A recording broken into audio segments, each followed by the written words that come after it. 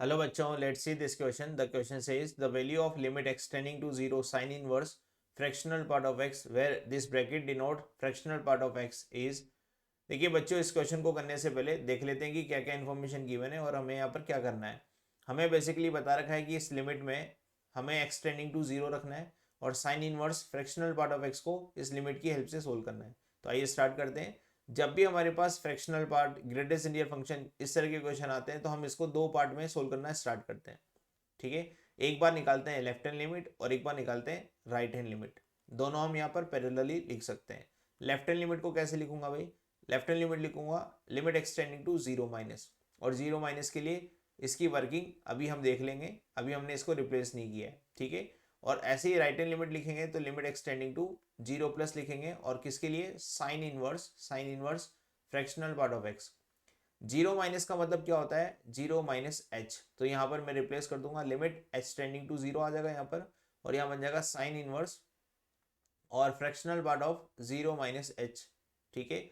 Similarly यहाँ पर इस जीरो प्लस का मतलब क्या है? Zero plus h. तो यहाँ पर बन जाएगा limit h tending to zero और यहाँ बन जाएगा sine inverse fractional part of zero plus h. क्योंकि हम जानते हैं कि h बहुत छोटा और पॉजिटिव नंबर है तो फ्रैक्शनल पार्ट इसका आंसर दे देगा एज इट इज. ठीक है. और माइनस एच का फ्रैक्शनल पार्ट ये आंसर दे देगा वन माइनस एच.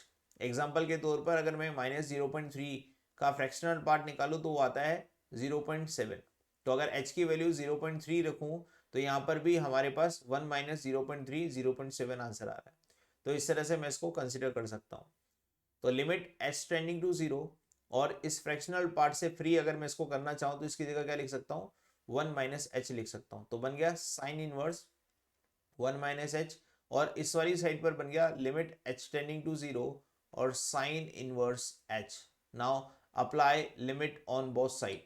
यहाँ पर भी और यहाँ पर भी हम लिमिट को अप्लाई करेंगे तो h की वैल्यू जीरो रख देते हैं. तो h की वैल्यू जीरो रखने पर हमारे पास रिजल्ट आएगा sine inverse one left hand side से और राइट हैंड साइड से हमारे पास आएगा sine inverse zero. Sine inverse zero क्या होता है? जीरो. और साइन इनवर्स वन ही रहेगा. ठीक है. इसको लिखना चाहो तो आप पाई बाई टू लिख सकते हो. इसको आप लिखना चाहो तो साइन में वन का होता है साइन पाई बाई टू पर, तो यहाँ पर इसका रिजल्ट आएगा पाई बाई टू. तो pi by two not equal to zero ऐसा हमारे पास रिजल्ट आ रहा है. दोनों लिमिट एग्जिस्ट कर रही है, दोनों लिमिट आ तो रही है लेकिन दोनों इक्वल नहीं आ रही. इसका मतलब मैं यहाँ से बोल सकता हूँ कि लिमिट डज नॉट एग्जिस्ट. जैसा कि मुझे ऑप्शन नंबर सी में नजर आ रहा है कि यहाँ पर क्या आ रहा है? लिमिट डज नॉट एग्जिस्ट दे रखा है. ठीक है. तो hope you understand this. Best of luck.